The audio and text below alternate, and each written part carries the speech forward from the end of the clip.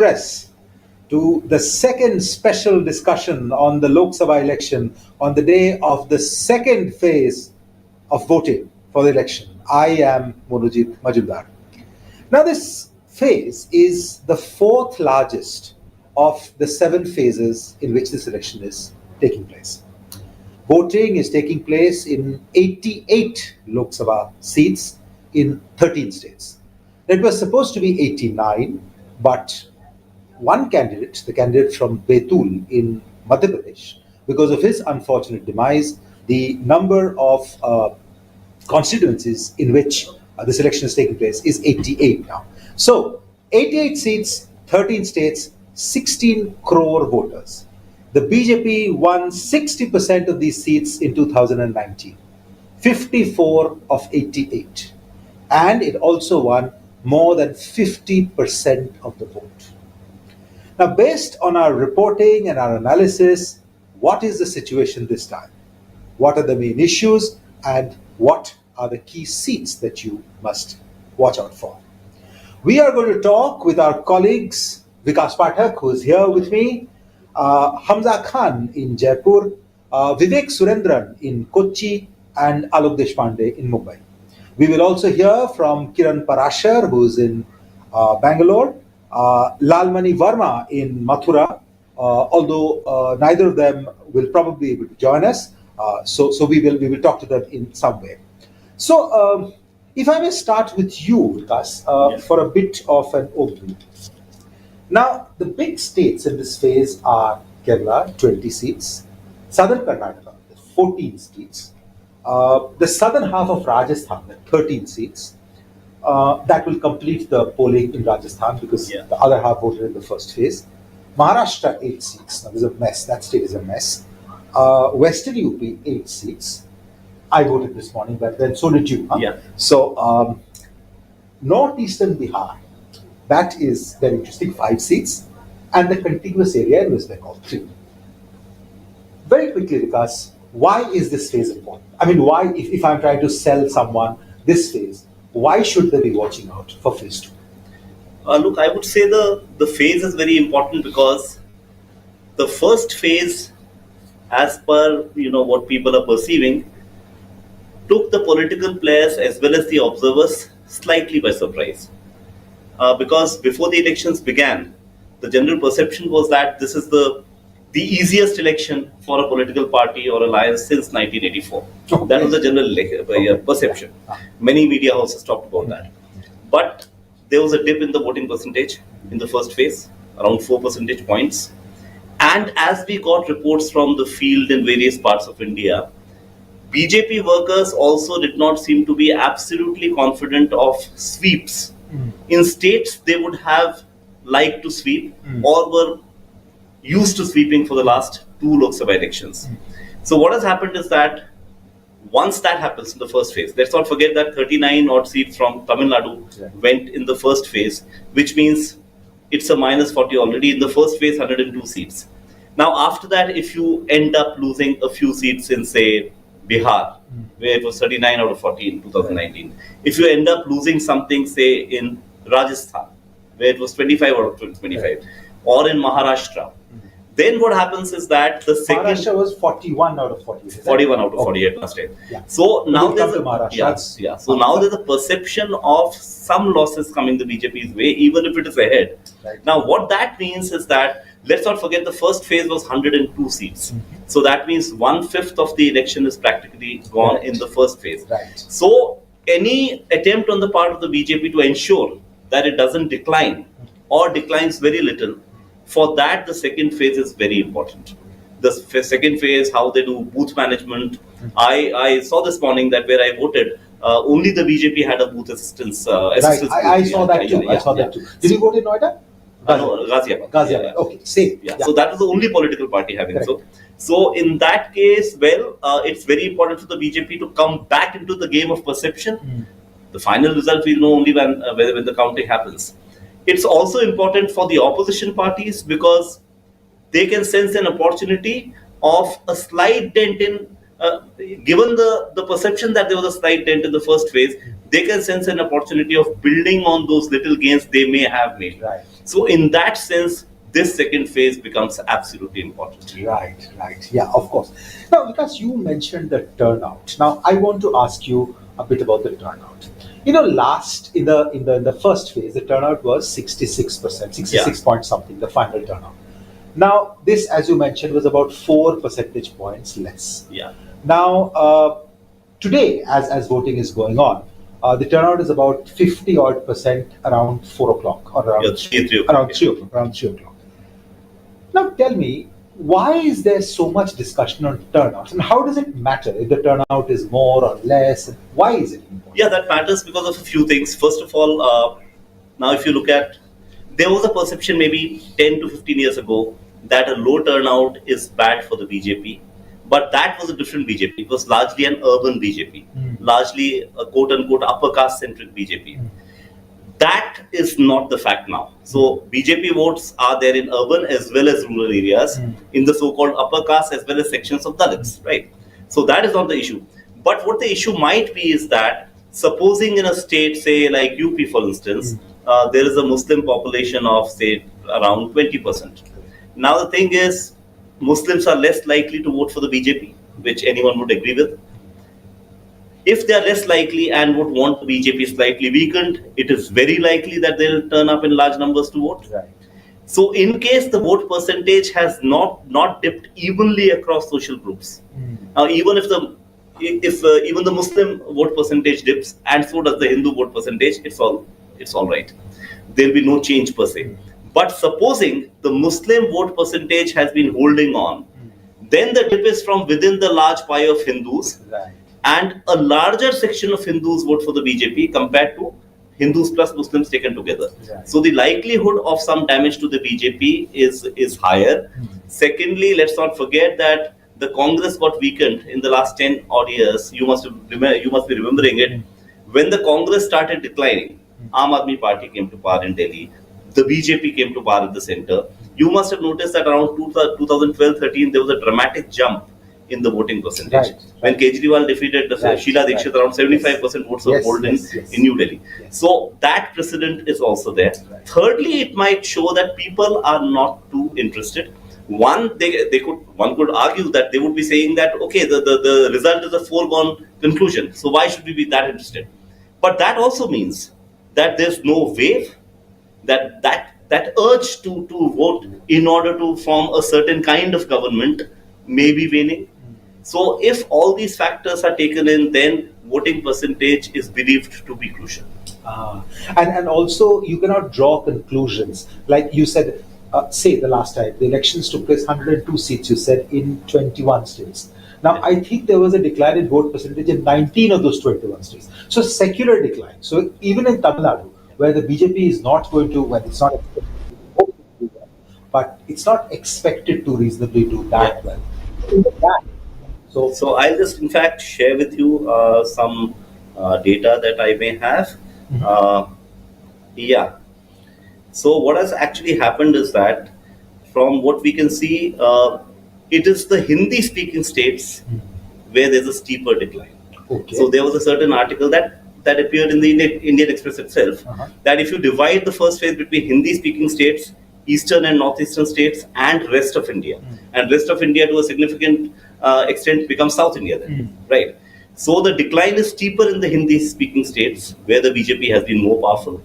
The decline is slightly less steep in the east and northeast, where again BJP has been powerful, relatively powerful.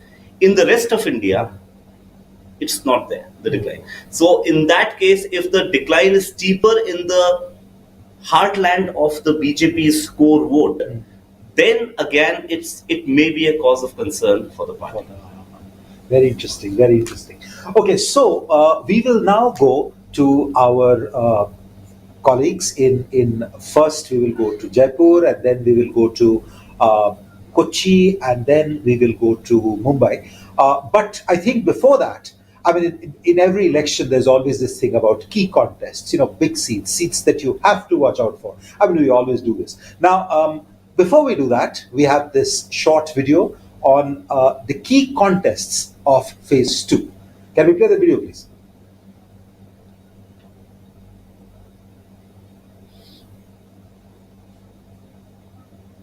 No?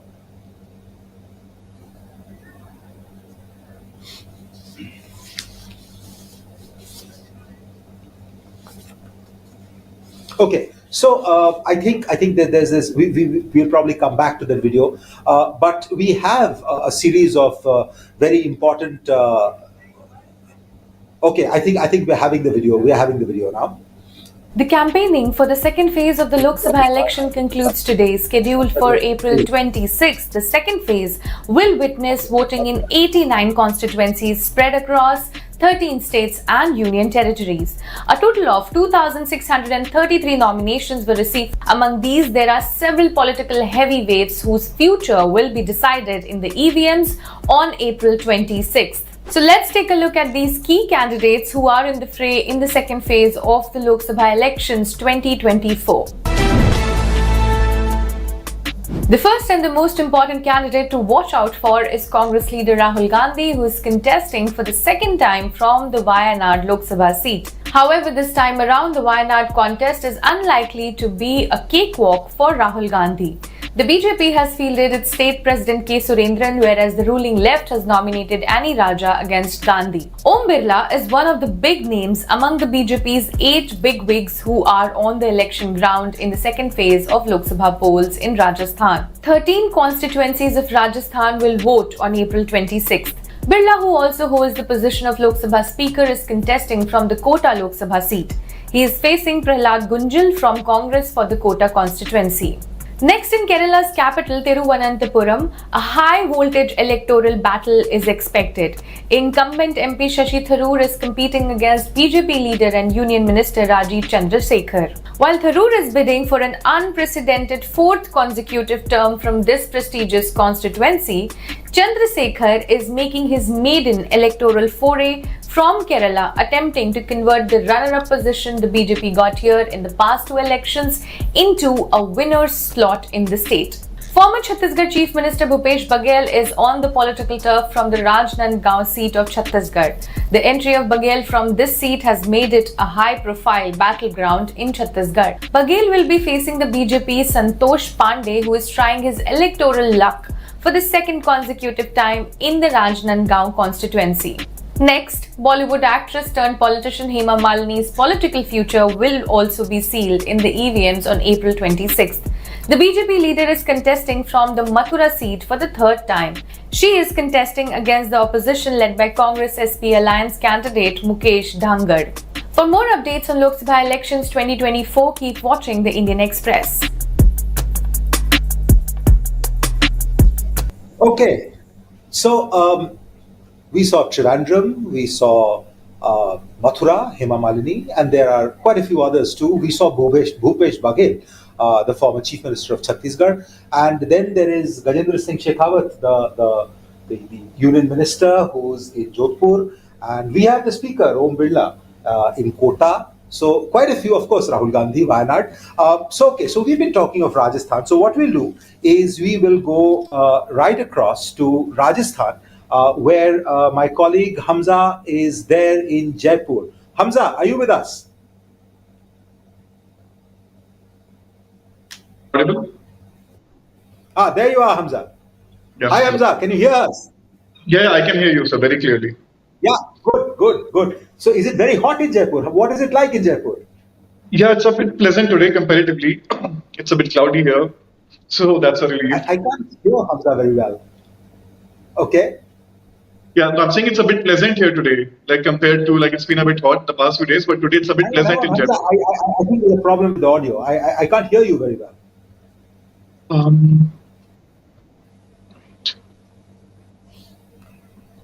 Like, am I not audible at all, or like should I speak louder? No. Okay, try now. Yeah, am I audible now? Yeah, a little better. Okay. Okay, Hamza. So, first, big picture. 25 seats, BJP won all 25, well, NDA won all 25 in 2014 and 2019. Now, we have had voting in the first phase in northern Rajasthan already over. Today, the southern Rajasthan is voting. Rajasthan will be done and dusted today. What is the big picture in Rajasthan? So first of all, like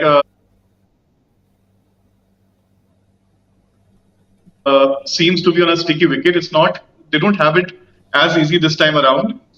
And Congress leaders are hopeful that for the first time in 10 years, they may finally have a shot in a few seats, in fact.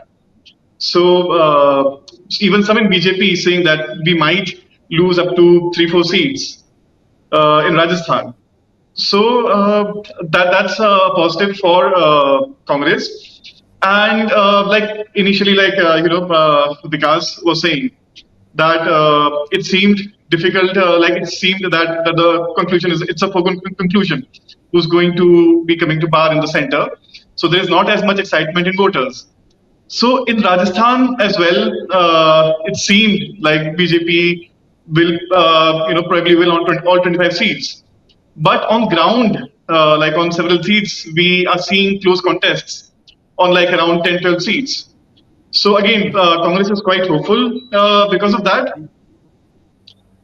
And so after the first phase, the voting of first phase, we started hearing from Congress leaders that had the big shots in Rajasthan, be it Ashok Gehlot, be it Govind Singh Dotasra, be it Sachin Pilot, had they contested this election as well, then there would have been a better momentum for the Congress. So that's an opportunity that many in the Congress party feel that was lost by the party. So that's one thing. And so Congress, of course, BJP has a better organization here.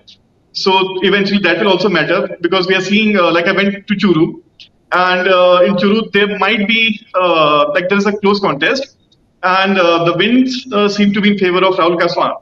But on ground, the management of BJP seems to be far better than Congress. So of course, eventually that will also depend. Like we are seeing close contests on many seats, but then the Congress lacks the organization to basically challenge the BJP on these seats.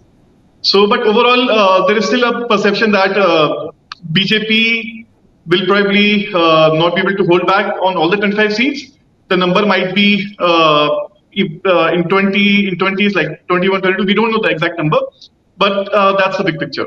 Yeah. Oh, okay. Okay, so Hamza, I'm not sure I heard all of it. I mean, there's a really bad connection. I'm sorry about this. Okay. But essentially, what you're saying, Hamza, is that the BJP may not have as easy an election situation this year in Rajasthan as it did in the last two times when it won all 25 seats. However, the Congress seems to have they didn't field some of their biggest names, Ashok Gehlot and Pilot, you mentioned. And also, I believe none of the Congress big three, I mean, Rahul and Sonia, as well as the party president Mallikarjun Kharge, they did not campaign for this phase particularly. At the same time, Vikas, I'd like to bring you in here. The BJP and particularly the Prime Minister himself seems to be really doubling down in Rajasthan. And two of the most contentious speeches that he gave this year were in Rajasthan, which the Congress has complained to the Election Commission also about one of these. So is there anything to be drawn at all from the fact that the Prime Minister and the BJP seem to be focusing on Rajasthan and the Congress does not seem to be that enthusiastic when, as Hamza is telling us, the situation is not as bad for the Congress as it was the last two times? What do you think? Yeah, so the thing is, look, the one problem that has been there with the Congress for quite some time, which we also discussed about, say, not having a voting assistance booth where the BJP has won, either in Noida or in Ghaziabad. So BJP organizationally, the Congress organizationally is not that well knit and well structured as the BJP is. So far as the BJP is concerned, of course, they were banking on these Hindi-speaking states, which are 8-10 states, where they were thinking that there's going to be a sweep, a complete sweep. particularly after Ram Temple and all. So they were looking at 25-0 in Rajasthan without any doubt. They were looking at 70 plus in UP, right? Maybe almost all seats in Bihar, Madhya Pradesh, Chhattisgarh, Gujarat. So what happens is that when you sense, so if you actually see, the Prime Minister before the elections began gave a lot of attention to South India, many rallies in South India, because perhaps the idea was that we are already sweeping the north, which brings us where we were in 2019, 303. Now, if you get 20 odd seats more here and there, then you are like at 320, right? But once you sense that Rajasthan, for instance, is slipping, Bihar, for instance, is slipping, then the threat is that if you gain 10 outside your core and lose, say, 25 from within your core, then there's a chance that you start sliding back, which is why I think the Prime Minister has focused a lot on Rajasthan. Even as you said, the discourse, the whole narrative has changed after the first phase. There's a bit more polarization, more acerbic speeches happening. One of them was in Banswara in Rajasthan. So that is certainly there. And from what I hear from Rajasthan, of course, Hamza would know that much more, is that there has been some simmering Jat anger, for instance, some of it, which is different from 2019. But towards the polls, I also heard from people that there was some Rajput, if not anger, at least indifference growing. So the BJP has had to focus a lot on Rajasthan because that is one of the core states. Exactly. Okay, so we need to go on to Kerala now. And do we have a video on Kerala first?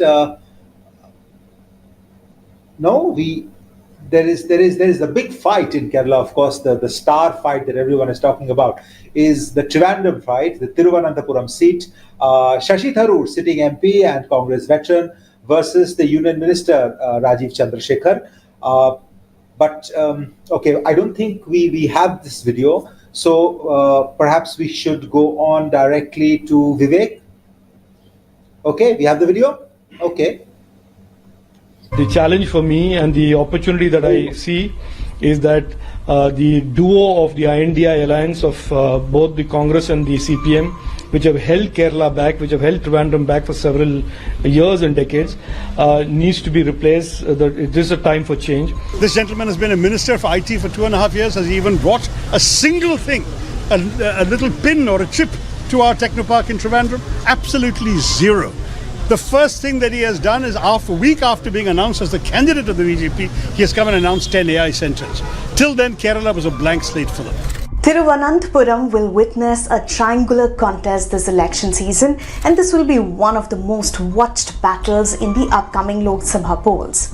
It's Congress's Shashi Tharoor versus BJP's Rajiv Chandrasekhar versus CPI's LDF Panniyan Ravindran. But all eyes will be on both 59-year-old Chandrasekhar and 67-year-old Shashi Tharoor. High-profile faces, suave, and who have also challenged each other to engage in a public debate on politics and development. Well, whether or not this virtual war of words manifests into a full-fledged debate, that's yet to be seen. But in the meantime, let's take a look at both these strong personalities ready for the battleground.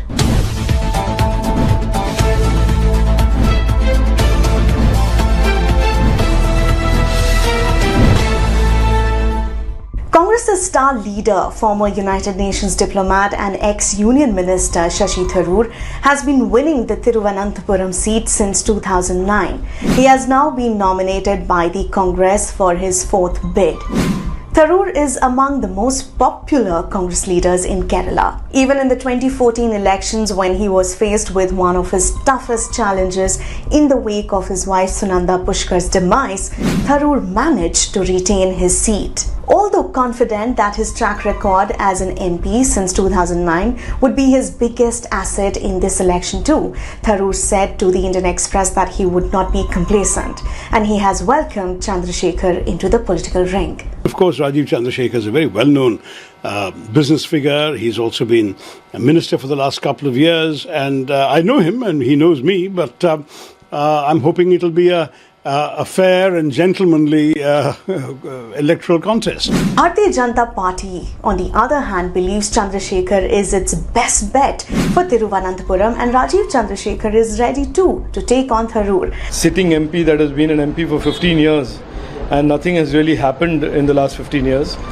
And I am a candidate that has come here determined to bring progress, development, investments, jobs to the people of Tirunelveli, to the residents of the community of Tirunelveli. The BJP has never been able to win a Lok Sabha seat in Kerala.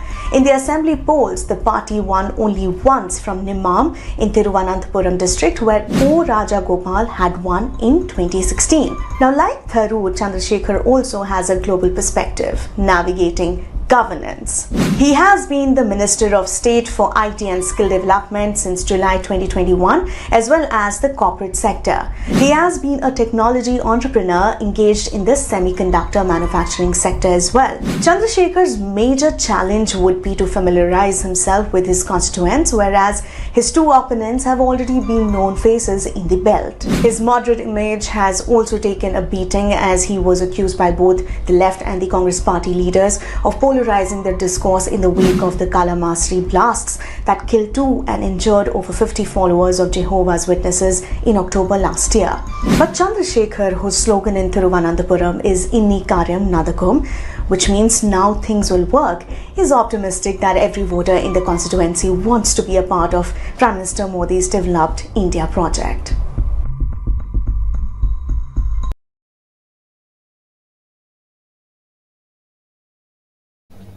Do we have Vivek with us? Vivek? Vivek? Can you hear me? Can you hear me, sir? Oh, there you are. Hi, Vivek. Can you hear us? Yes. Good, sir. good. I can't hear Great. you though. Okay. Am I audible now? No, I no, think you're there's a not. lag. You're not. We do have an issue, I think, with the audio, Vivek. Audio. Okay. We can't hear you, Vivek. Okay. One Okay. second. I think we can come back to Vivek. Because Yeah. now the BJP has been saying "Ab ki baar 400 par." So I mean, Kerala mein to 2-4 I think we need if you have to have 400 par. So what is the scene in Kerala for the BJP? Let's focus on the BJP in Kerala. Well, the BJP has been traditionally very weak in Kerala. This time they're trying very hard, particularly on 2 seats, Thrissur, where Suresh Gopi is their candidate, Right. and Thiruvananthapuram, where Rajiv Chandrasekhar is the candidate.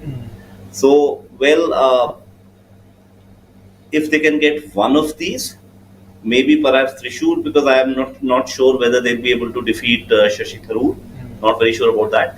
But I think while the rhetoric is 400 par, in states like Tamil Nadu and Kerala, the party is more interested in opening its account, having 1 or 2 seats. Correct. Apart from Kerala, in fact, Tamil Nadu this time, it does not even have a big alliance like the one with the AIADMK earlier. They are smaller parties.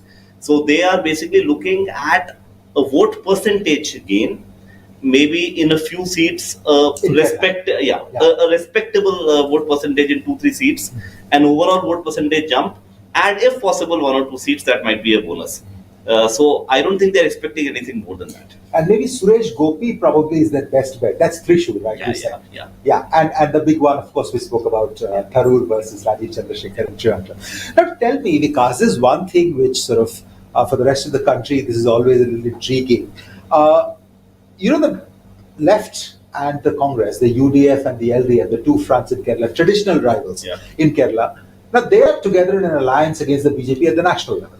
So you have this peculiar situation wherein allies in the India alliance, Rahul Gandhi and Pinarayi Vijayan, they are attacking each other. Rahul Gandhi says that Pinarayi Vijayan should have been in jail or something to that effect. But at the same time, they are also attacking the BJP. So how do you explain this dichotomy? I mean, just educate the rest of us. Yeah, so basically, when we talk about alliance, basically alliances are attempts at improving the performance of a political party where it believes that it alone cannot do very well all across the country or in many states. So what they do is that they try to join forces, so that there are certain seats in which another political party may do better. So there might be a vote transfer between the parties. But what happens is that an alliance, while the rhetoric goes that we are going to save the country and stuff like that, eventually each party wants to save itself first. So the first agenda of any political party is to increase its own vote percentage, number of seats, and its overall performance. Where it can, where an alliance helps to do that, the alliance works very well. But in a diverse country like India, it will always happen. For example, in Kerala, as you said. Now, if you go to 2019, out of the 52 seats that Congress got, Kerala and Punjab gave it maybe a third of the seats, roughly, or a fourth of the seats. So Kerala was a near sweep. It was last time that Rahul Gandhi decided to contest from Wayanad, because it was a Lok Sabha election. It's the Congress or the left there. So the very fact that Rahul Gandhi contests from Kerala actually adds heft to the Congress in Kerala. So obviously, if they were not comfortable, or they were not expecting a large tally from states like UP, Bihar, Madhya Pradesh, Rajasthan, if Kerala is a state they can do well in which there's a regional party, now the left is a regional party, not a national party, the way it used to be, the communist parties, that is. You don't have a strong BJP. So it was very important for the Congress or Rahul Gandhi to have a good number of seats, a head start from Kerala, which is what they did, which is what they are doing now. But let us not forget that while the CPM agrees with the Congress on the larger national scenario, the CPIM itself has been decimated in Bengal. It has lost Tripura. The only state that the CPIM has now is Kerala, which means that is the only reason. If Kerala is eroded, for 2 or 3 elections at a stretch, then the CPM faces the real threat of extension all over. Secondly, any kind of party fund that you might need for the daily running of the party, you need at least a government, right? So Kerala is the only government that the CPM has. So what will happen here is that while on the larger national level, they are both agreeing that, we have to save the constitution, we have to do this, we have to do that. But in Kerala, they both have to save themselves. So in that sense, the CPM will try its level best that its votes do not get transferred to the Congress, and the Congress will try its level best to wrest as much as possible from the CPIM, and then they'll start saying, you are bad, you are corrupt. They will also say that you are colluding with the BJP. They are both calling each other, parties that are colluding with the BJP, right? Yeah. So that is part of the game of the alliance, and alliance is basically trying to make 1 + 1 2, but the whole point is that if there's a clash between two allies at a larger national level in a particular state, you will see they will go acerbic. That is happening in Kerala. It also happened in Bengal when Sandesh Khali issue was brought up by the BJP. It was Adhir Ranjan Chaudhary who went wholeheartedly and said, yes, things are very wrong here. So what the Congress will not say in Delhi, Adhir Ranjan Chaudhary will say in Bengal when it comes to Mamata Banerjee. So that is the whole thing. It's self-survival and then trying to team up with some others in order to improve your chances. But if in a particular regional context your chances are going to suffer, then the allies will engage in a kind of an acrimonious dialogue with each other. Right? Exactly. Yeah. In fact, the other day, our colleague Manoj, he's not here. Manoj was telling me that a senior opposition politician, a very veteran politician, had told him that the problem with the Congress is that it has to choose between revival and survival. So I think that is something which at the national level as well as the state level, in various ways, it also works out for the CPM. Okay, so Karnataka. Now, this is a state where the Congress has a little bit of hope. But this time, the JDS and the BJP are together with us, and particularly in southern Karnataka, that's a JDS Congress heartland. The BJP has some presence in northern Karnataka. Now, what is the picture in Karnataka? Now, do we have a video before I get to Vikas on this? Do we have a video to play on Karnataka? No. Okay. So Vikas, give me a big picture of Karnataka. Yeah, so Karnataka is important for both the parties. Karnataka for the BJP was a first gateway to South India. And there are regions in coastal Karnataka, and as you said, BJP has a presence in northern Karnataka, where the Hindutva theme also works well. But Karnataka being a very diverse state, the area of concern was the southern Karnataka, because the BJP made core inroads into the Lingayats in Karnataka because of your Yediyurappa. So Lingayats were believed for the last 10 odd years, more than that, to be BJP voters, but then there are the Vokaligas, and the Vokaligas are with the Gaudas, the JDS. Now, in this situation, earlier, of course, BJP thought it would be able to surge ahead on its own, but what happened in between was that the Congress got two strong regional Chhatraps in Karnataka, in Siddaramaiah and G.K. Shivkumar. So, one of the problems of the Congress that haunts it across the country is that it is losing strong regional leaders, which actually makes the party weaker. But in Karnataka, that is not the case. In fact, the BJP tried to dislodge Yediyurappa, replaced him with Basavaraj Bommai. So Yediyurappa's stature came down, but at the same time, it did not help the party because Bommai could not be a Yediyurappa. Now they have gone back to Yediyurappa's son, made him a state party chief. So in this scenario, the earlier situation where Yediyurappa was the tallest leader of the state no longer exists, and the Congress has two leaders. So in this scenario, what will happen is that the BJP has had to ally with the JDS, because now they again, the same 1+1, they need a kind of a forward surge. So far as the Congress is concerned, it already won the state elections this time, and it's more powerful than it was in Karnataka till recently. So as of now, the Congress will try to maximize its gains from Karnataka, try to retain its dominance that was there in the assembly elections. The BJP will try, on the other hand, that one, they will try the name of Modi, this being a Lok Sabha election, plus adding, say, the Lingayat vote of the BJP and the Vokaliga vote of the JDS, and particularly where it could have been weaker in the southern Karnataka region. So the BJP will try its level best through this alliance to kind of not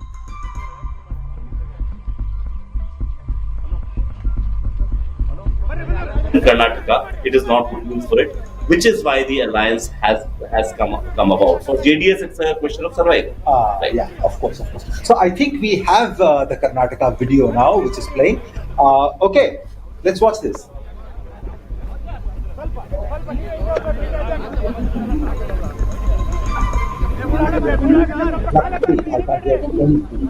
Complete disaster. In the second phase of Lok Sabha elections and the first phase of Karnataka's Lok Sabha elections are being underway in Karnataka on April 26th. So in the first phase of Karnataka, 14 constituencies of South Karnataka, majorly of South Karnataka, is where the elections are underway. And in these 14 constituencies, there are candidates where BJP and JDS have formed an alliance, and in 3 of the constituencies, JDS has fielded their own candidate, whereas H.D. Devegowda's son-in-law, Dr. C.N. Manjunath, is contesting on a BJP ticket. So in the 14 constituencies where the elections are happening, by afternoon 1 p.m., the voter turnout in Karnataka was at 38%. Some of the significant constituencies in which the elections are happening in Karnataka today is one is Mysuru Kodagu constituency. This is significant because the Mysore royal family scion Yaduvir Krishnadatta Chamaraja Wadiyar is contesting on a BJP ticket against M. Lakshman of Congress. This becomes very significant because it is also the home turf of Karnataka Chief Minister Siddaramaiah. So it is more seen from the lens of Siddaramaiah versus the royal family. So that is one of the constituencies. Another constituency which has gained more significance is Mandya constituency, where former Karnataka Chief Minister and JDS leader H.D. Kumaraswamy is contesting against Congress Venkatramana Gowda, or he is popularly known as Star Chandru. So this is also one of the significant places because for H.D. Kumaraswamy, though he is an MLA, he is contesting as a MP candidate in this constituency. And another constituency in Bangalore, which is known as a high voltage constituency, is Bangalore South, where the sitting MP Tejaswi Surya is contesting against Congress leader who was a former MLA, Soumya Reddy. Soumya Reddy had lost last 2023 assembly elections with a narrow margin, and she was fielded for the Lok Sabha elections. And it looks like it will be a close contest between the two. And at the same time, the elections in Karnataka are looked through various factors. One is the Modi factor, that the parties and everybody is trying, the BJP party is trying to push, and another one is the guarantee schemes that were announced by Karnataka. Most of them are women centric.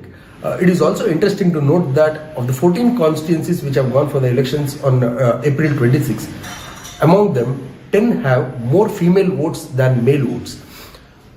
And also the campaigns were very intense campaigns that was held for almost a month, and after this the election, these results is also likely to have a ramification or an effect on Karnataka government post Lok Sabha elections.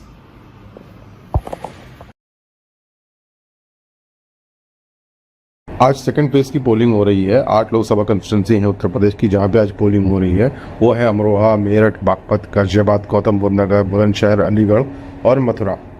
तो इस phase में अभी तक जो सुबह 11 बजे तक का ट्रेंड आया है उसमें अमरोहा और मेरठ में तो फिर भी बेटर है पोलिंग। अमरोहा में 11 बजे तक 20.45% पोलिंग हुई थी, मेरठ में भी 25.64% पोलिंग हुआ था। बट अदर सीट्स पे जो बाकी 6 सीटें हैं वहाँ पे पोलिंग लो है, बिल्कुल वैसे ही जैसे फर्स्ट फेज़ में हमने देखा था कि पोलिंग परसेंटेज काफ़ी कम था और काफ़ी इसमें जैसे कि सबसे ज़्यादा चिंता की बात बीजेपी के लिए है, क्योंकि जिन वो सीट्स पे लो पोलिंग हो रही है वो सीटें हैं जहाँ पे पोलराइजेशन काफ़ी स्ट्रांग होता है, हिंदू वर्सेस मुस्लिम काफ़ी स्ट्रांग होता है और बीजेपी की सीटें वो आराम पास इलेक्शन में जीतती रही है। तो अभी जैसे आप देखिए आज की जो जैसे फर्स्ट फेज में अगर हम देखें तो उसमें बिजनौर ऐसी सीट थी जहाँ पे कुल 55% पोलिंग हुई, लाइक मुजफ्फरनगर 55% पोलिंग हुई। तो वो सीटें थी जहाँ पे बीजेपी ने राष्ट्रीय लोकदल के साथ अलायंस किया है ताकि जाट वोट कंसोलिडेट हो जाए इनके फेवर में। तो बीजेपी को ये लग रहा है कि इस तरह से अगर वो लो पोलिंग रही तो ये इस वजह से ही होता है कि जब जो बीजेपी का अपना वोटर है, जो शहरी वोटर है या जो बीजेपी को वोट करने वाला अपर कास्ट का बनिया वोटर, ब्राह्मण वोटर, ठाकुर वोटर, वो अगर नहीं निकल रहा है तभी ये लो पोलिंग होती है। क्योंकि इनका ये मानना है कि अपोजिशन को वोट करने वाला, जो एंटी बीजेपी वोट करने वाला वोटर होता है, लाइक जाटो, दलित या मुस्लिम, वो लोग अपनी तरफ से पूरी वोटिंग करते हैं ताकि वो कि बीजेपी को हराया जाए। तो यही चीज़ फर्स्ट फेज में उनको देखने को मिला है। इस बात को लेकर काफ़ी बीजेपी चिंतित भी है। तो आज जैसे सेकंड फेज की पोलिंग हो रही है इसमें, और जो आने वाली थर्ड फेज की पोलिंग है नेक्स्ट मंथ, तो उसके लिए भी बीजेपी ने यही रणनीति अपनाई है, थोड़ी सी चेंजेस किए हैं। लाइक पहले बीजेपी में स्ट्रक्चर होता है पन्ना प्रमुख, जैसे हर पेज पे 60 वोटर्स होते हैं, तो उस 60 वोटर्स पे बीजेपी ने पहले एक इंचार्ज अपॉइंट कर दी थी। पन्ना प्रमुख ही व्यक्ति होता था, 1 पर्सन, जिसका काम ये होता था कि हर वोटर पे नजर रखना, उससे मिलते मिलाते रहना और उसको इंश्योर करना कि वो वोट डाले। बट जैसा फर्स्ट फेज और सेकंड फेज में अभी हो रहा है कि पोलिंग लो है, तो बीजेपी ने अभी कोशिश ये की है कि हर 60 वोट पर 5 और लोगों को लगाया है। मतलब एक तरह से कह लीजिए कि हर एक वर्कर के ऊपर जिम्मेदारी है 12 वोटर्स को कॉन्टेक्ट करने की और पोलिंग डे पे वो उनसे अपील करने की, उनके घर जाने की, उनसे बात करने की कि आप आइए वोट डालिए। तो इनका यही है कि हमारा वोटर घर ना बैठे, वो वोटिंग डालने निकले।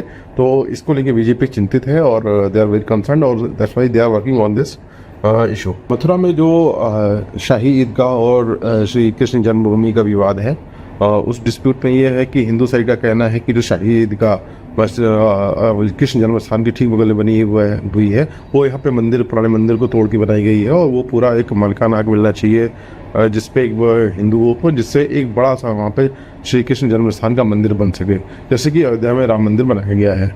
लेकिन ये सभी में कोई ये एक इशू तो है, एक हिंदुत्व का इशू है, लोगों के सेंटिमेंट से जुड़ा हुआ इशू है, बट ये कोई ऐसा इशू नहीं दिख रहा है जिसको लेके यहाँ मथुरा का वोटर ये सोचे कि हम इस इशू पे बीजेपी को वोट करें, या फिर मुस्लिम ये सोचे कि हम इस इशू को लेके हमें इस मस्जिद को बचाना है इसलिए हम बीजेपी के अगेंस्ट में वोट करें। उनके अपने अपने रीज़न है। मुस्लिम कभी यहाँ पे बीजेपी को वोट नहीं करता। वो राम मंदिर के जो बाबरी ढांचा जो टूटा था उसके बाद जो यहाँ पे उससे ऑलरेडी नाराज़ था, वो आज भी वैसे का वैसा उनका सेंटिमेंट है, वो एंटी बीजेपी ही वोट करते हैं। तो जो हिंदू है तो, लेकिन हिंदू यहाँ पे जो है उनका एक मानना ये ज़रूर है कि अगर मोदी ने, प्राइम मिनिस्टर नरेंद्र मोदी दोबारा सरकार में आते हैं और योगी आदित्यनाथ की सरकार बीजेपी की यहाँ पे रिपीट करती है आगे 2027 में उत्तर प्रदेश में, तो ज़रूर जैसे अयोध्या में राम मंदिर का निर्माण हुआ है वैसे ही कभी ना कभी यहाँ पे श्री कृष्ण जन्म स्थान पे श्री कृष्ण की जन्मभूमि का मंदिर बनेगा। और ये उनका मानना है कि ये सिर्फ बीजेपी गवर्नमेंट कर सकती है। लेकिन ये ऐसा इशू नहीं है जिसपे वो वोट कर रहे हैं। वो वोट आज भी उनका है कि कास्ट लाइन, रिलीजियस लाइन, वो पहले भी चूँकि देखते हैं कि सामने वाले जो हैं वो मुस्लिम अपीजमेंट की बात करते हैं, मतलब जैसा बीजेपी का एलिगेशन होता है कि कांग्रेस और बीजेपी, जैसे कांग्रेस और समाजवादी पार्टी मुस्लिम अपीजमेंट करती है, तो उससे पोलराइजेशन हो रहा है और सीधी सी तरह वहाँ पे हिंदू वर्सेस मुस्लिम का वोट होता है। बाकी जो यहाँ पिलग्रिम्स आ रहे हैं, जो भी श्रद्धालु आ रहे हैं, मैंने वहाँ पे बात किया श्री के जन्म स्थान के आसपास जो श्रद्धालु आते हैं, उनका में भी ये मानना है कि हाँ, अगर मोदी रहेंगे, योगी रहेंगे तो ये मंदिर बनेगा, यहाँ पे एक मंदिर बनेगा, और उनका मानना है कि मंदिर यहाँ पे बनना चाहिए।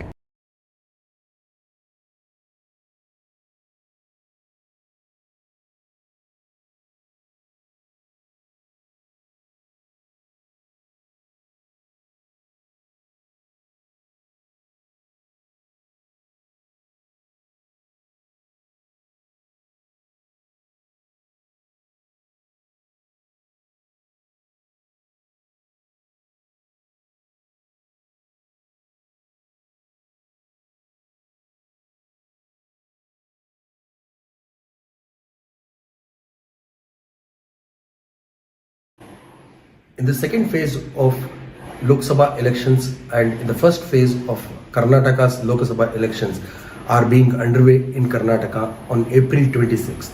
So in the first phase of Karnataka, 14 constituencies of South Karnataka, majorly of South Karnataka, is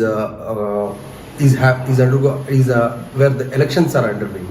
And in these 14 constituencies, there are candidates where BJP and JDS have formed an alliance, and in 3 of the constituencies, JDS has fielded their own candidate, whereas HD Devegowda's son-in-law, Dr. C.N. Manjunath, is contesting on a BJP ticket. So in the 14 constituencies where the elections are happening, by afternoon 1 p.m., the voter turnout in Karnataka was at 38%. Some of the significant constituencies in which the elections are happening in Karnataka today. Sir ये वाली आपको audio आ रही है Bluetooth में? Constituency. This is significant because the Mysore royal family's scion Yaduvir Krishnadatta Chamaraja Wadiyar is contesting on a BJP ticket against M. Lakshman of Congress. This becomes very significant because it is also the home turf of Karnataka Chief Minister Siddaramaiah. So it is more seen from the lens of Siddaramaiah versus the royal family. So that is one of the constituencies. Another constituency which has gained more significance is Mandya constituency, where former Karnataka Chief Minister and JDS leader HD Kumaraswamy is contesting against Congress Venkatraman Gowda, or he is popularly known as Star Chandu. So this is also one of the significant places because for HD Kumaraswamy, though he is an MLA, he is contesting as a MP candidate in this constituency. And another constituency in Bangalore, which is known as a high voltage constituency, is Bangalore South, where the sitting MP Tejaswi Surya is contesting against Congress leader who was a former MLA, Soumya Reddy. Soumya Reddy had lost last 2023 assembly elections with a narrow margin, and she was fielded for the Lok Sabha elections. And it looks like it will be a close contest between the two. And at the same time, the elections in Karnataka are looked through various factors. One is the Modi factor, that the parties and everybody is trying, the BJP party is trying to push, and another one is the guarantee schemes that were announced by Karnataka. Most of them are women-centric. It is also interesting to note that of the 14 constituencies which have gone for the elections on April 26, among them 10 have more female votes than male votes. And also the campaigns were very intense campaigns that was held for almost a month, and after this the election, these results is also likely to have a ramification or an effect on Karnataka government post Lok Sabha elections.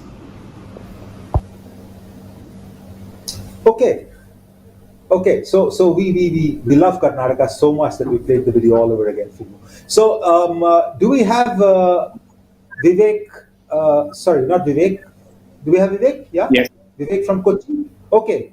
There Vivek. There you are. Bad time we are having. Okay. Hi, man, Vivek. So can you hear me? So Vivek. Yes, I can hear you now. Okay. So Vivek, I was, when we couldn't talk to you, I was asking Vikas that, all this talk about ab ki baar 400 par, I mean, we should have some do char from Kerala also, no? So what is the biggest, BJP's best chance in Kerala? What seat is this? So both Thiruvananthapuram and Thrissur, they are putting up a good fight, the BJP. Okay. But as you know, as everyone knows, BJP has never won a seat from Kerala. Yeah. So, but Rajiv Chandrasekhar is being pitted against Mr. Tharoor as almost an equal. The Thiruvananthapuram has a very aspirational class of people, and they like the modern, open-minded, suave leaders. And Rajiv Chandrasekhar fits the bill. But whether he will manage to overturn is something that we should watch out for.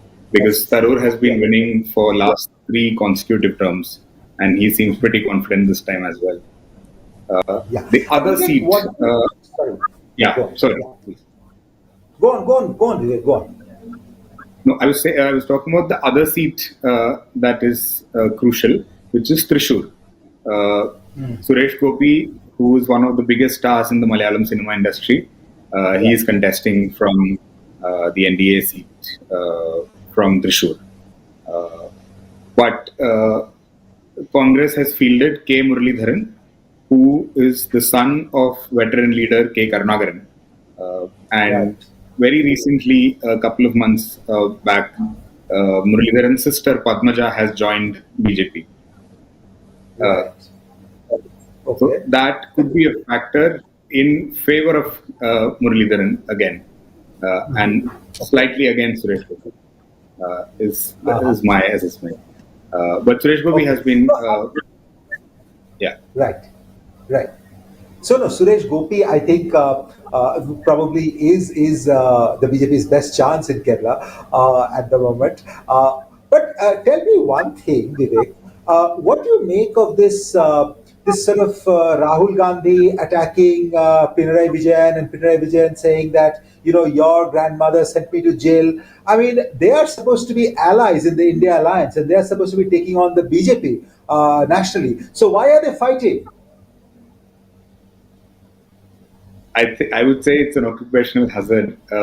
They can't help it because in Kerala it has always been it'll always be CPM once the LDF in power once and the UDF in power the next time.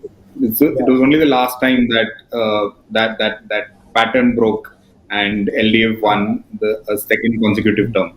So yes, on a national level they are allies, but but you see that in not in other states per se, but in say for example Mamata Banerjee is also a part of India Alliance, or she says she is, but yeah, well, she's certainly anti-BJP. She's not a part of the alliance. Yeah, go on.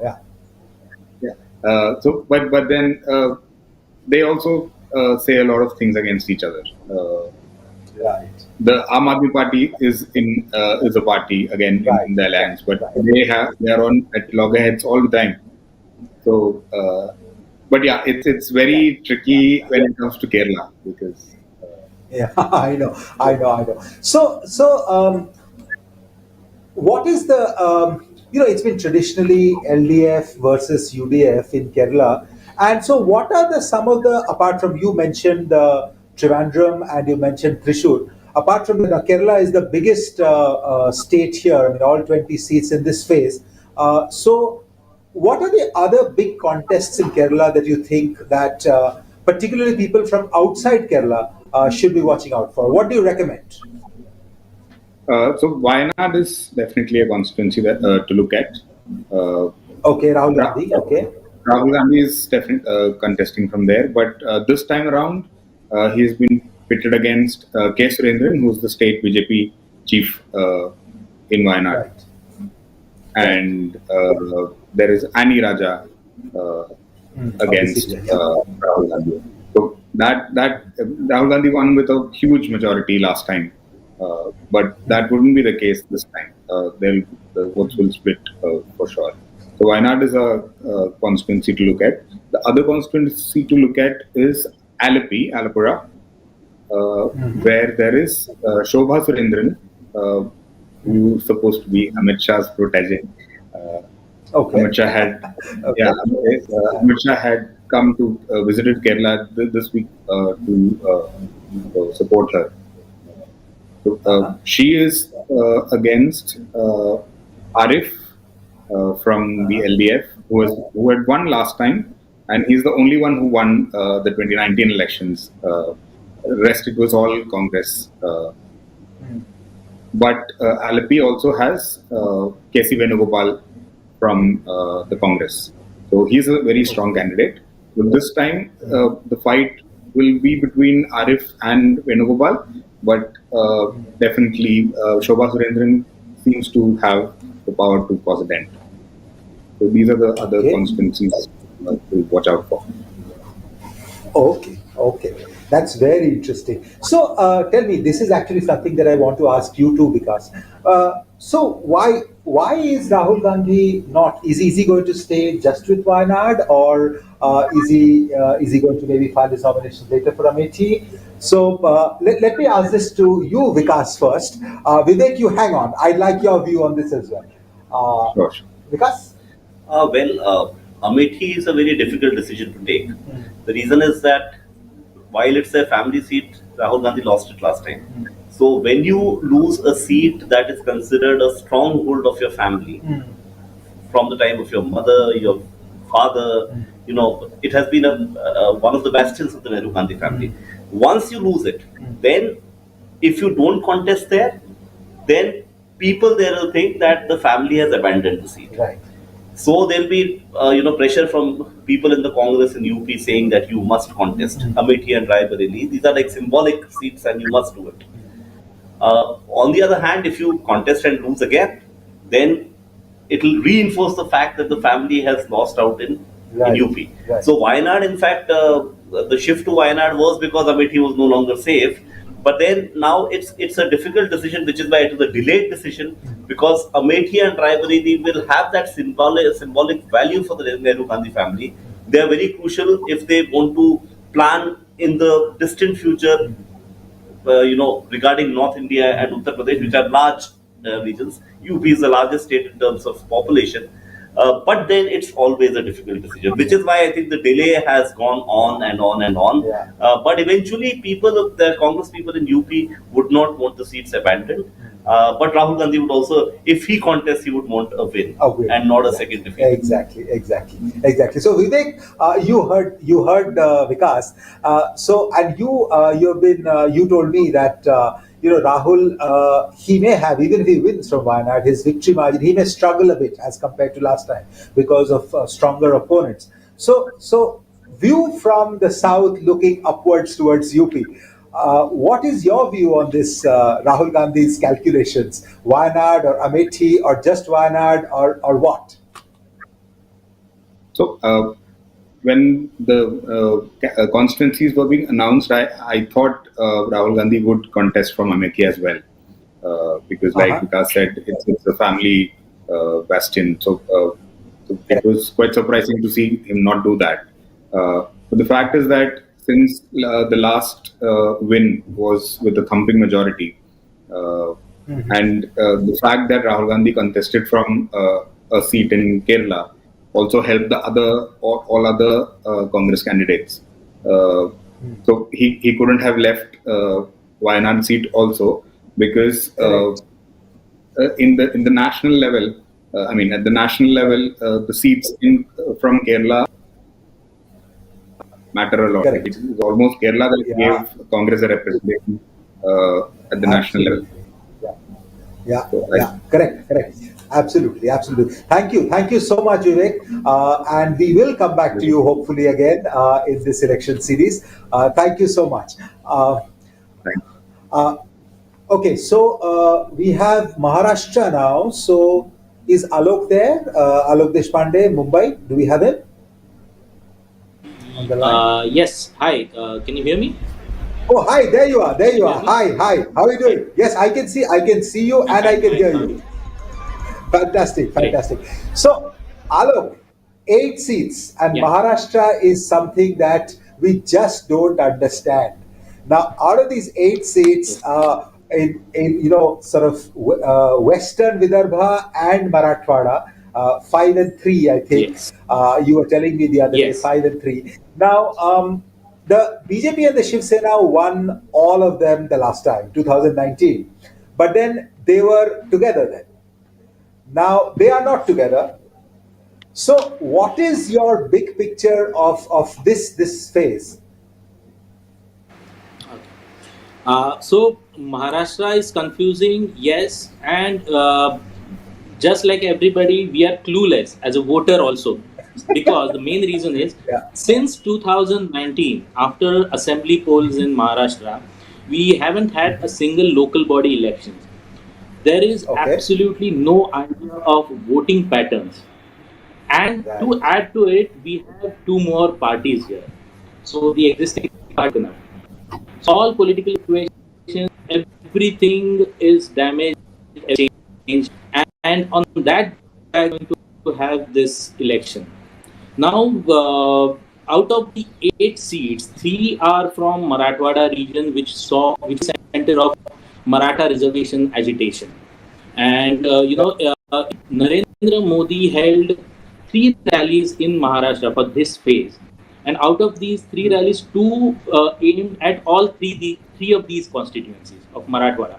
So there is a strong impact Maratha reservation, because the leader of that agitation has given the call, and the call is हमें जीतना नहीं है, हमें हराना है, is the call. Now, हमें हराना है is... This is Manoj Jarange Patil you're talking about. Yes. Yes. Okay. So the Manoj Jarange Patil has said हमें हराना है. तो हराना किसे है? जो जीता है उसे हराना है. So obviously it is directed at the ruling side. When I traveled in Nanded, where Ashok Chavan has recently shifted to BJP, the first impression, the idea was it will be an easy seat for BJP, but because of the Maratha agitation and the reservation movement, it is not exactly an easy seat, because Ashok Chavan is struggling. He's contesting this election. I mean, he's not the candidate, but he's contesting as if he's there. So, Modi has come to Nanded, Amit Shah has come to Nanded, So, BJP is putting all its effort. Then we come to Vidarbha. Vidarbha, we have 5 seats from Western Vidarbha. Now, in Western Vidarbha, there is Amravati, which is very interesting seat. The independent candidate had won. Initially, the candidate had said she will support the Congress NCP, and then on the next day of the result, she shifted to Navneet Rana. She shifted to BJP. So now that's a BJP seat. That's right, yeah. And BJP That's a is city. her. Yeah. Yes. Yeah. There is tremendous, huge infighting within the ruling alliance. Like for BJP, the local BJP leadership was not ready to give her candidature this time. Despite of that, top leadership gave her the candidature. Even in Akola, the sitting MP is ill. That's why his son has been given, which has been opposed. In Yavatmal and Hingoli, where the Shiv Sena Eknath Shinde's candidate was there, BJP forced Shiv Sena to change their candidate. So at 4 in Buldana, there was an independent from BJP who was going to contest. So in Wardha, BJP's candidate is facing allegations from his daughter-in-law. So there is unrest in the ruling alliance, but the problem is the weak organization of the opposition. Now, I would say if the opposition is to take advantage of the situation, they need to have a strong organization at ground level, which is not the case in at least 4 or 5 of these constituencies, and that is likely to harm the opposition's chances of winning on this discontent. The rural voters are speaking up, which is very interesting. So these are the problems that opposition is also facing. And just one more thing I would like to add is BJP is desperately trying to make it a big national election type of thing, while the opposition is focusing entirely on local and hyper-local issues, like the candidate, who's the candidate, what are the caste combinations, what is happening at the local level. So that is their focus. So this is how this election is being fought. Oh, great, fantastic. That's great, Alok. Thank you so much. Thank you very much. I think we are coming to the end of this live. Because one final thought, based on what he gave this, basically what to sum up for everybody, what Alok is essentially saying is that not only is the fact that the BJP and Shiv Sena are no longer together, and there's been huge problems with the Shiv Sena for the last 2 years now, and then the NCP split, etc. Now, there is significant infighting within the ruling alliance, but the opposition does not seem to be able, it has its own problems. So it is not able to capitalize to the extent that they would have. So that's one point that Alok is making, apart from other things. The other point that he's making is that the BJP is trying very hard to make it a national election, whereas the issues on the ground, he has been traveling in Marathwada, the issues on the ground, Alok is saying, is they are very local and hyper-local. Now, what I want to ask from you as the final word, 48 seats Maharashtra after UP, big one, and essentially they are going to, in very important ways, they are going to determine the composition of the Lok Sabha, where the BJP rises and where it falls. Give me a big picture of Maharashtra, the infighting, the troubles in Maharashtra, because as Alok is saying, it's not just we in Delhi, even he sitting in Mumbai and traveling all over Maharashtra, very difficult to make out what is going on. So, would you like to make an attempt? So, what I would say, not Maharashtra per se, but the same thing applies if you look at the BJP strategy top down. The attempt this time from the side of the BJP has been to make it a single issue Modi ki guarantee. Initially, so what happened is, initially after the Ram Temple inauguration, people thought that perhaps they go into elections. But then what happened was that a kind of an image of Mr. Modi was sought to be built around one Ram Temple, 2 Article 370 abrogation, then number 3 UCC coming in 2 states, right, as a kind of a template for a future UCC. So then the BJP said, "Jo kaha wo kiya." So what they tried to do is that pile up issue on issue and project it onto the Prime Minister Modi ki guarantee. So the guarantees are several, from Ram Temple to 370 to UCC to CA implementation just before the elections. Then came, of course, the electoral bond issue, which the Supreme Court thrust on them, and then the ED arrest on politicians, how Modi is combating everyone who's corrupt. So what has happened is that the Modi ki guarantee as a single theme with so many subsets, one, it is not that difficult to pull through because it is actually multiple themes. In Maharashtra, something else also happens. If you want to make an election a national election, a person staying in a state like Maharashtra is not seeing it only as a one issue Modi election. The reason being, in his own state, he's seeing parties splitting one after the other. So local news, regional news is being generated every few months. So Shiv Sena and BJP are no longer allies. Then Shiv Sena forms the government with the Congress and NCP. Then Shiv Sena splits and Eknath Shinde becomes the chief minister. Then NCP splits and Ajit Pawar joins the NDA. Then, of course, Supriya Sule and Sharad Pawar criticizing Ajit Pawar and vice versa. So what is happening is that in that local landscape of Maharashtra, regional landscape, there is always local news. So when there's always local news in the locality, then trying to thrust a single national issue would be difficult because that is not a fact on the ground. Which is why the poll narrative has become a kind of chaotic mess in Maharashtra. Fascinating. And Maharashtra has, because all these chota parties, when on the day on the 4th of July, we are going to have the same thing, 4th of June, we are going to have the same thing, list of parties and vote percentages. No other state has so many of these parties. It's absolutely fascinating. So as we wind up this discussion, we are getting a lot of reactions, there's a lot happening from the ground in Maharashtra. I think we have a short video or a bite on this. Can we play that?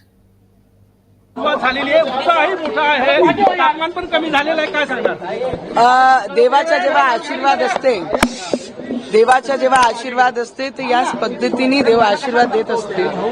Hanuman चालीसाचं पठण केला आणि ते केल्यानंतर मी घरातून बाहेर पडली. आईनी डोक्यावर अक्षमान लावून शुभेच्छा दिल्या, आशीर्वाद दिलं आणि आता मी मतदानासाठी प्रोसीड करणार आहे. पण सकाळपासून जे लोकांचे फोन येत आहे, आम्ही आमचं कर्तव्य पूर्ण केला, आम्ही मोदीजींच्या सोबत मोदीजींना मतदान केला, तुम्हाला आशीर्वाद दिला, या पद्धतीचे पॉझिटिव्हनेस सकाळपासून परत सुरू झालेली आहे. मला असं वाटतंय की ब्लेस्ड आहे आणि माझी अमरावतीची जनता एक सूनला आणि ज्या पद्धतीने एक कार्यकर्ता म्हणून मी 5 वर्ष काम केलं त्याच्या सोबत ते नक्की मला आशीर्वाद देतील.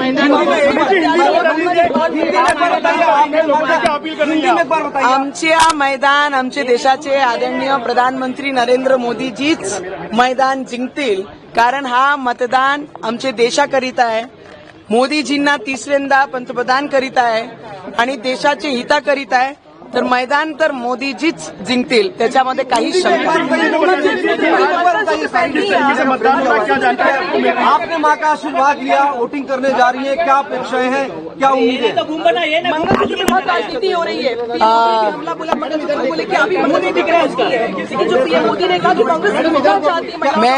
मैं आपको इतना ही बता सकती हूँ, आज हमारे अमरावती में दूसरे चरण का मतदान है और उसके लिए सुबह मैंने हनुमान चालीसा का पठन किया.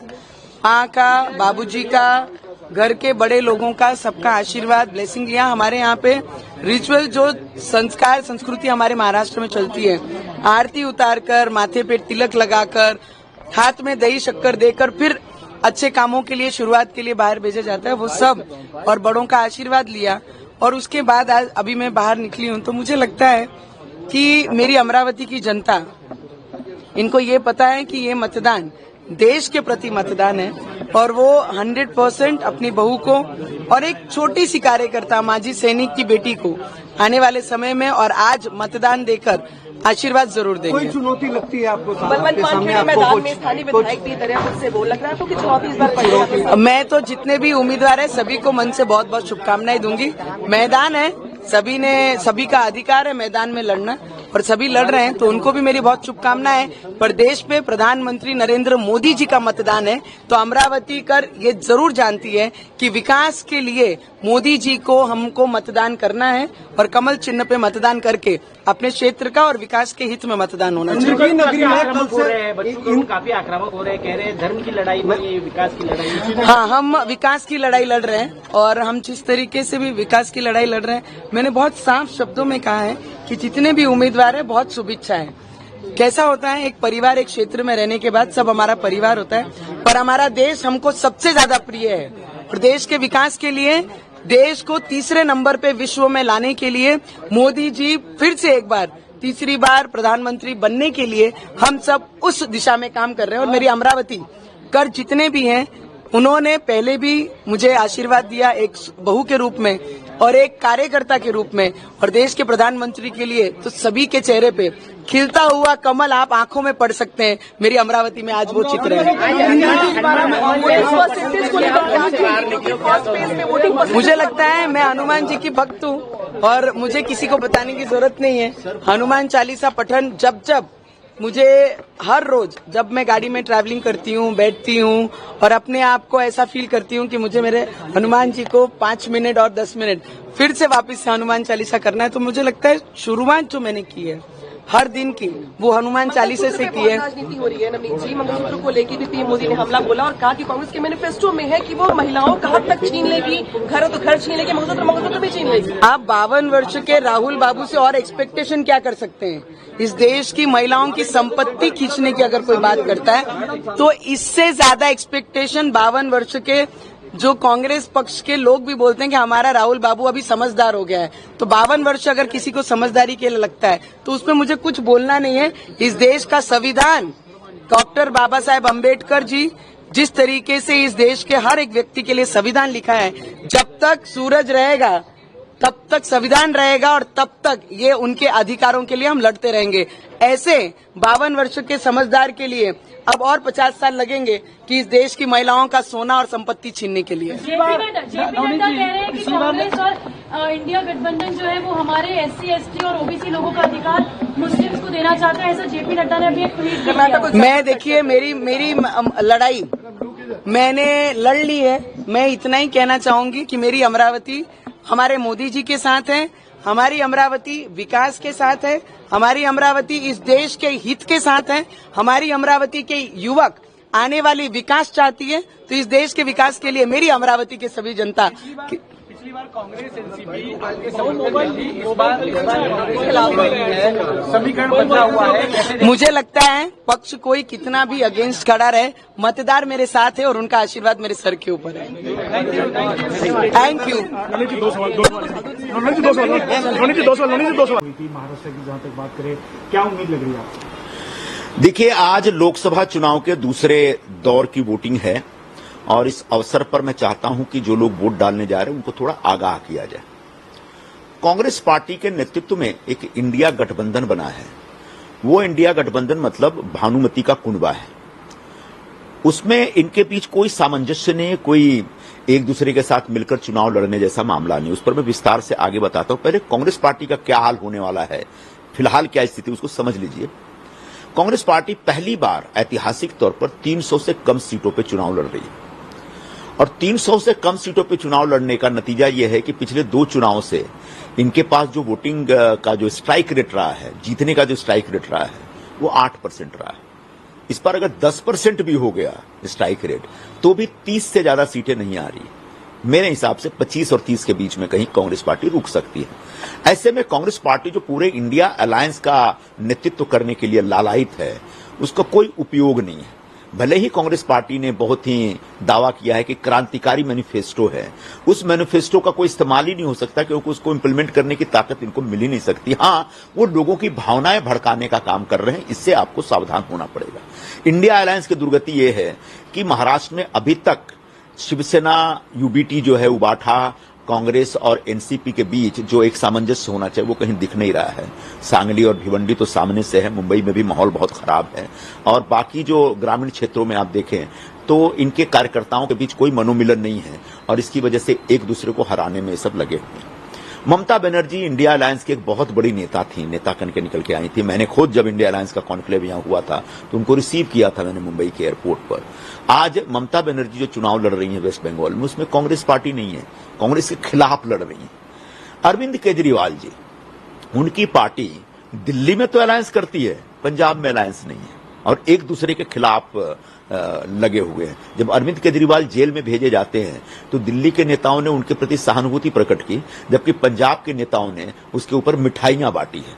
तो ये इंडिया अलायंस के दो प्रमुख पार्टियों के गठबंधन का हाल है। आखिरी बात जो सबसे महत्वपूर्ण है वो है लेफ्ट पार्टियां। कांग्रेस के ऊपर वैसे भी लेफ्ट पार्टियों के प्रति का जबरदस्त प्रभाव है और उनके मन में लेफ्ट विचारधारा को लेकर जबरदस्त प्रेम रहता है। लेकिन दुर्गति ये है कि पता नहीं पश्चिम बंगाल में इनका अलायंस हुआ कि नहीं, मुझे नहीं मालूम, लेकिन केरला में पूरे देश में लेफ्ट और कांग्रेस एक साथ मंच साझा करती है, लेकिन केरल में इस समय लेफ्ट पार्टियां और कांग्रेस पार्टी एक दूसरे के खिलाफ चुनाव लड़ रही है। यही नहीं, जो कांग्रेस पार्टी के प्रमुख नेता श्री राहुल गांधी जी हैं, वो वायनाड से चुनाव लड़ रहे हैं। वहां पर एनी राजा जो सीपीआई की लीडर हैं, वो उनके खिलाफ चुनाव लड़ रही हैं। तो इनका पूरा इंडिया गठबंधन एक बिखरा हुआ गठबंधन है, सिर्फ नाम का, और एक किसी तरह से भारतीय जनता पार्टी को रोकना है या प्रधानमंत्री नरेंद्र मोदी का जो सपना है विकसित भारत बनाने का और एक जो संकल्प उन्होंने लिया, उस संकल्प को तोड़ना, उस सपने को तोड़ना है, इसके लिए ये सब जमा हुए हैं। तो ऐसे जो इनकी जो जमघट है, इस जमघट के प्रभाव में और इसके दबाव में मत आइए और अपना वोट कतई कांग्रेस और उसके सहयोगी दलों को मत दीजिएगा। अपना सारा का सारा वोट आप याद करके सिर्फ भारतीय जनता पार्टी को दीजिएगा, ताकि प्रधानमंत्री नरेंद्र मोदी जी तीसरी बार पूरी ताकत के साथ देश के प्रधानमंत्री बने और देश में विकास की जो धारा वो बहा रहे हैं उसको और तेजी से बहाते हुए देश में हर वर्ग को के जीवन में सुख और संपत्ति लेके आए, सबको खुशियां मिले, इस प्रकार का इंतजाम। सर, सैम पित्रोड़ा सर, जिस तरह से सैम पित्रोड़ा का जो स्टेटमेंट आया था इन हेरिटेज टैक्स को लेके, उसको लेके क्या टेक है? सैम पित्रोड़ा जो हैं वो कांग्रेस पार्टी के सबसे बहुमूल्य स्टार कैंपेनर है। जब भी चुनाव आता है तो कहीं न कहीं से आके टपक जाते हैं और कुछ ऐसी बातें जरूर करते हैं जिसको मना करने या जिसको डिनाई करने के लिए पूरी कांग्रेस पार्टी ताकत के साथ लग जाती। उन्होंने जो इनहेरिटेंस टैक्स के बारे में बात कही है वो कोई अमेरिकन टैक्स है, अमेरिकन टैक्स मॉडल है, जिसके तहत तो वहां पर इंतजाम यह है कि अगर आपके माता पिता नहीं रहे या उनका देहांत हो गया तो आप जो इनहेरिट करेंगे उनकी प्रॉपर्टी, उसका लगभग 55% हिस्सा, मतलब आधे से ज्यादा हिस्सा सरकार टेक ओवर कर लेगी। और अब पित्रोदा साहब कह रहे हैं कि ये वाला जो कानून है हिंदुस्तान में भी लागू होना चाहिए। अभी आपने देखा होगा कि वेल्थ रीडिस्ट्रीब्यूशन के नाम पे कांग्रेस पार्टी कितना सफाई देते फिर रही है।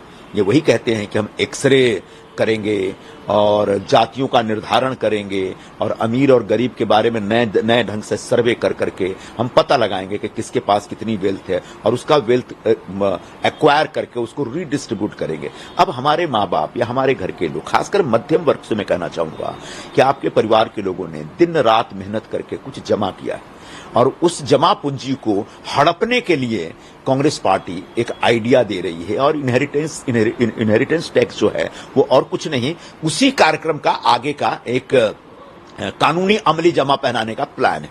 तो निश्चित तौर पर इस प्रकार की व्यवस्था जो कांग्रेस पार्टी लेकर आना चाहती है वो बहुत घातक है और बड़ी मुश्किल से हिंदुस्तान में एक ताकतवर मिडिल क्लास तैयार हुआ है जो अपने पैरों पर खड़ा है, जो अपनी सैलरी पे खड़ा है, जो अपनी नौकरी पर खड़ा है, जो अपनी गाड़ी लेके चलता है, जो अपने घर खरीद के खड़ा स्थापित है। ऐसे स्थापित मध्यम वर्गीय समाज को लूटने का ये प्लान है, इनहेरिटेंस टैक्स हो या फिर वेल्थ रिडिस्ट्रीब्यूशन का प्लान हो। तो इससे सावधान रहिए। हालांकि ये सारी चीजें लागू नहीं हो सकती क्योंकि कांग्रेस पार्टी अभी सत्ता से बहुत दूर है, फिर भी ऐसे लोगों को अपना वोट दे करके अपनी जिंदगी जोखिम में न डालें, ऐसा मैं आप सभी लोगों से गुजारिश करूंगा।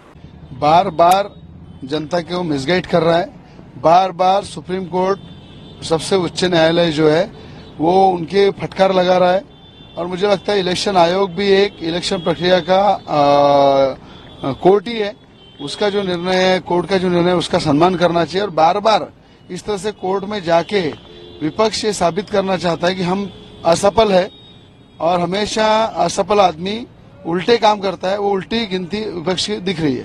प्रधानमंत्री मोदी ने जो अपने भाषण में एक बात कही है कि जो अमीरों ने या भ्रष्टाचारियों ने जो पैसा लिया है वो पैसा उनसे हम लेकर के गरीबों को लौटाएंगे। जिस तरह से देश के प्रधानमंत्री बोलते हैं ना मैं खाऊंगा ना खाने दूंगा, और जिन लोगों ने खाया है गरीबों का पैसा वो निकाल के गरीबों में बांटूंगा, इससे देश प्रधानमंत्री हो नहीं सकता है। और आपने देखा है उन्होंने बोला बड़े लोगों की संपत्ति जब्त करके गरीबों में बांटेंगे, ऐसे प्रधानमंत्री है। और कांग्रेस बोलती थी कि विशिष्ट कोई जात के लोगों को हम पैसा बांटेंगे, संपत्ति बांटेंगे जिन लोगों की संख्या ज्यादा है। अमरावती में आपने मतदान किया, नवनीत जी ने मतदान किया, क्या माहौल दिख रहा है आपको अमरावती में फिलहाल? अमरावती का माहौल एक तरफा है।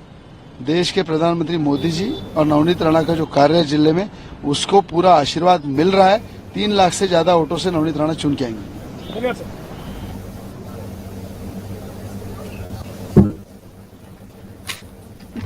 Good evening, viewers. Where you are watching the election discussion session for the second phase of 2024 Lok Sabha elections on the official YouTube channel of the Indian Express.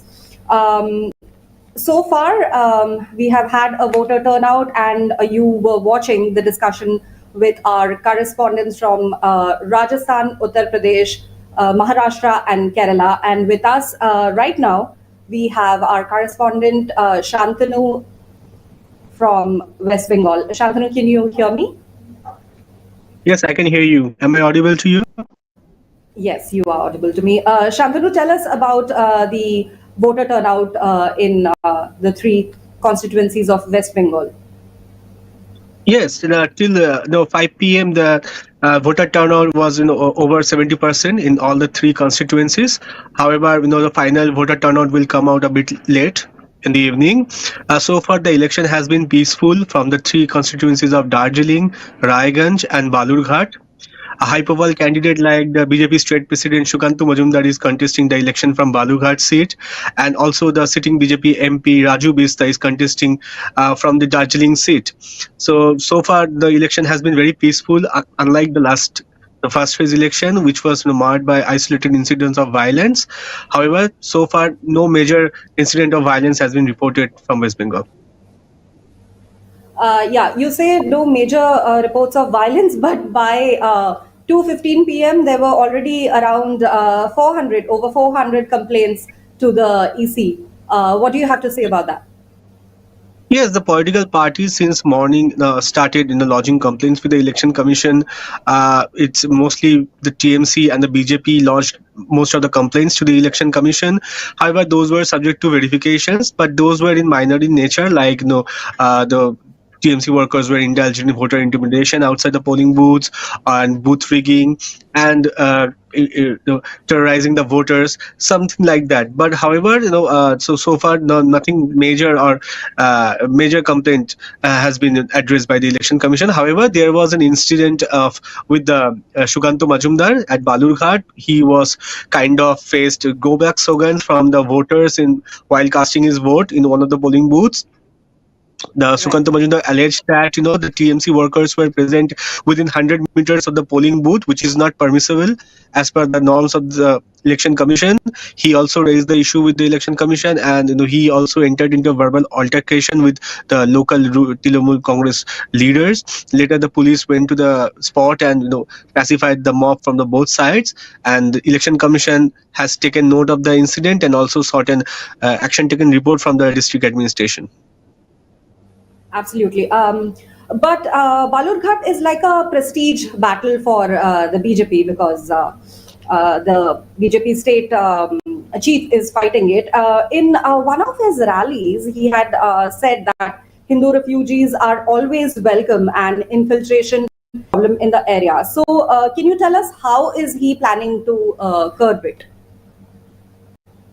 Yes, because since the campaigning, he has always raised the issue of infiltration, as the district also shares border with the Bangladesh. That's the international border between the India and Bangladesh, and he has raised issues of the infiltration, and he has also spoke in favor of the CAA, which was notified March this year, and also Union Home Minister Amit Shah had campaigned in his constituency in Balurghat and issued a strong message to the infiltrators, or the strong message to the TMC government to act on these infiltrators. Otherwise, the BJP government, once comes to power in West Bengal, will deal this issue seriously.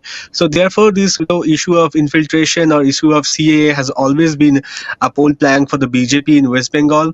And as you know that the TMC or the Mamata Banerjee strongly opposes the citizenship law, and she has repeatedly said that she won't allow the implementation of the CAA or the NRC or any kind of act. And she has also asked the people not to apply for citizenship under the CAA, because once you do that, you have to brand yourself as an outsider or brand yourself as a foreigner. So therefore, this is a kind of political game that is going on. And Prime Minister Narendra Modi also campaigned in West Bengal and asked people not to fall prey to the misinformation that is being spread by the TMC, and vote or also apply for citizenship under the CAA. So therefore, yes, this is definitely going to be a prestige fight, because the state BJP chief is fighting and contesting the election, and he is seeking a re-election because he had won the constituency by a margin of around 30,000 votes in 2019. He is also facing a strong competition from the TMC candidate Biplab Mitra, who happens to be a state minister. So therefore, the contest is like to be tight in Balughat this time. Right.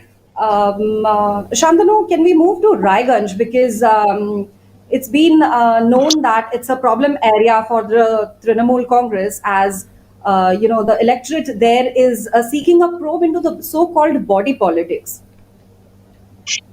Yes, because we have seen, for last few years there has been incident of violence in Raiganj. So many people were killed in political clashes and everything, and this has always been an issue with the BJP, and BJP has always highlighted the reign of terror that has been created by the TMC in this area and also across the West Bengal, and therefore it is a kind of a very a tough fight for the TMC, because they are fighting these issues, and they have to address these kind of issues and facing a tough competition from the BJP as well.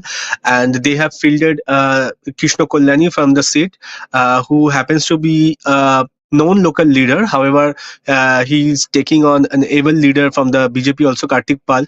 So therefore, the competition is very tough in this constituency.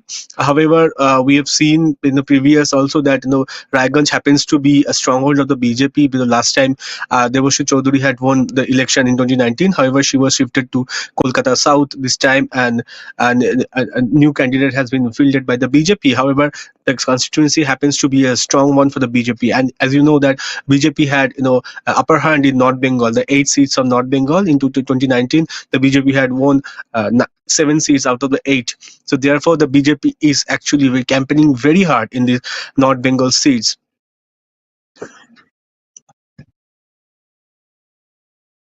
Has been like a Congress or a left front stronghold?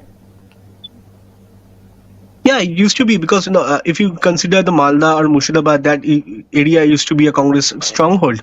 But in last assembly election, we have seen that the Congress and the left were completely decimated in state assembly polls. They failed to win a single seat in West Bengal, while the TMC won 213 seats, while BJP became the main opposition by winning the 77 seats. However, Raiganj used to be a Congress stronghold. As we know, it is also the home of the former late Union Minister Priyadan Das Munshi, and her family. Pipa Das Munshi was also an MP from there. So it used to be, but Congress is no longer in a position to give a contest to either the BJP or the TMC. It has always been for last 5 years. The contest is between the TMC and the BJP in Raiganj, and also in the rest of West Bengal. Yeah, it's interesting enough that you mentioned the CAA in the border constituencies in West Bengal. Now, there are areas in Assam also, for example, like the Barak Valley, where the TMC is also contesting for 4 seats in Assam. So, can you shed more light on how the delimitation exercise has affected both Assam and West Bengal? Well, so far what we have seen that there hasn't been a very positive response from the people regarding the CA, but what it used to be, we had anticipated, or the political leaders had anticipated that there would be a widespread acceptance from the people regarding the CAA. However, as the TMC started campaigning against the citizenship law, and BJP is also trying to make people understand that there is no fear in applying for citizenship under this law. However, we have to see, as there are other areas or other constituencies which will be going to the polls in the next few phases, like the states of Nadia, the districts of Nadia, the districts of North Chowbish Pargana and Murshidabad, which also shares the border with Bangladesh. And the Matua voters, who are the refugee community in West Bengal, they are yet to vote. So their constituencies will vote in the later phases in West Bengal. So we have to see what transpires at that time in those constituencies, because right now the focus is on the North Bengal, which also has borders with the Bangladesh. And so far the BJP has campaigned in favor of CAA and against the infiltration. So therefore the campaign has been very balanced by the BJP. But when it comes to the South Bengal, which is a stronghold of the TMC, the BJP tends to get a bit aggressive while campaigning in those areas, and especially in the areas of North Chowbish Parganas districts and Nadia districts, where the BJP wants to gain more ground in West Bengal. And we have to take into account that the Union Minister Shantanu Thakur is also a member of the Matua community, and his seat, Bangaon seats, will vote most probably in the 5th place, which is on May 20th. So therefore we have to see what kind of aggressive campaigning the BJP carries out in those seats. Absolutely. Shantanu, this morning there was an update that the CBI was probing the Sandesh Khali violence, especially the attack on the ED officials. How much of an indelible mark is Sandesh Khali on the TMC's portfolio, and what do you think they are doing to remove that? Well, there has been a latest update in Sandesh Khali, and CBI was conducting raids, and they found arms and ammunition from a house in Sandesh Khali. And based on their findings, the NSG commandos were brought in from North Bengal to that Sandesh Khali area. They are now conducting searches in that house. So far, what we have come to know, because it's still developing, story is developing, so we would come to know what kind of arms and ammunition that has been discovered from the house in Sandesh Khali area, and all this has been linked with the arrested TMC strongman Sheikh Shahjahan, who everybody knows that was responsible for the large-scale atrocities that had taken place against women in Sandesh Khali, because these kind of atrocities were going on in Sandesh Khali for a very long time. However, people were not courageous enough to come out and speak against this TMC strongman, fearing that repercussions. But however, as he has been arrested, as the matter has been highlighted across the country, and Prime Minister Narendra Modi or Union Home Minister Amit Shah, in every election rally, West Bengal highlights the issue of Sandesh Khali, highlights how TMC strongman conducted or carried out the atrocities on women, the allegations of torture, physical violence, sexual violence. These kind of atrocities and these kind of allegations are very serious in nature, and it shows that the state government did nothing to address them. So there was complete apathy from the state government to deal with such issues. So therefore, this issue of Sandesh Khali is going to be very, very, very, very detrimental to the TMC. TMC will find it very difficult to handle the issue of Sandesh Khali, because the TMC claims to be a pro-women party, because of that. It's a women chief minister. It's the only women chief minister in the country. Mamata Banerjee, her policies are also directed for the women, whether it is Lakshmi Bhandar scheme or whether it is the Shastro scheme, which is made in the name of the women household member. So therefore, it's a very pro-women party, and for a pro-women party to deal with an issue like Sandesh Khali is going to be very difficult, especially the kind of campaigning the BJP is carrying out in this Lok Sabha election. Right, Shantanu. Before we wrap up, just one final question. With the heat wave alert issued in parts of Bengal, how do you think, because now it's almost the end of the day, how do you think that has affected voter turnout? Well, the heat wave that is going on, or extreme heat wave that is being going on, or the red alert that's been issued, is only in South Bengal districts and also parts of the Malda and Murshidabad districts where pollings are not being held so far. So therefore, the heat wave hasn't affected the poller turnout in the areas where the polling is going on right now, because Darjeeling, as you know, it happens to be a hill district, so there is no heat wave. There is only Balurghat and Raiganj. The condition is not like heat wave there, but rest of the South Bengal is just reeling under severe heat wave. The temperatures are going crazy, like 40 degrees or 43 degrees Celsius. In some places it is going above 45 degrees Celsius. So the polling in these areas are going to be held in a later stage of the election process. Like fourth phase will also be held in Malda and Murshidabad districts, which is technically not South Bengal, which is on May 7th. So South Bengal, the polling will start taking place from May 13 onwards. So we hope that by that time the current situation will fizzle out and there will be respite for the people or the voters in South Bengal. Right. Thank you so much, Shantanu, for joining us. To all our viewers who are watching the election deliberation, please visit our website, indianexpress.com, for all the current updates and political analysis pieces for the second phase of 2024 Lok Sabha elections. Right now, moving from West Bengal to the northeast, where Assam is witnessing poll contests in 5 seats, and Manipur is witnessing the outer Manipur area Lok Sabha constituency, along with 13 assembly seats out of 28, and along with Tripura, we have the voter turnout percentage at 70.66% for Assam, 76.06% for Manipur, and 77.53% for Tripura.